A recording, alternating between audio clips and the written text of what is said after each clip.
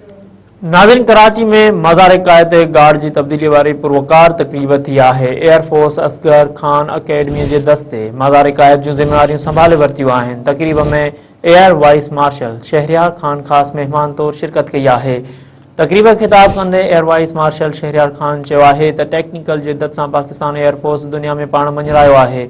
ईंदड़ भेरे स्कोर 6-0 पर 60-0 होंदो। 6 सेप्टेम्बर असांखे उहा याद ॾियारे थो त असां दुश्मन के इरादन के खाक में मिलायो। नाज़रीन, असां हिकु भेरो ॿीहर ई अहम ख़बर ॾेई रहिया आहियूं त कराची में मज़ार क़ायद ते गार्ड की तब्दीली वारी तकरीब मुनक़िद थी। एयरफोर्स असगर खान अकेडमी के दस्ते मज़ार क़ायद जूं ज़िम्मेवारियों संभाले वरतियों आहिनि। तकरीब में air vice marshal Shahryar Khan खास मेहमान तौर शिरकत कई है।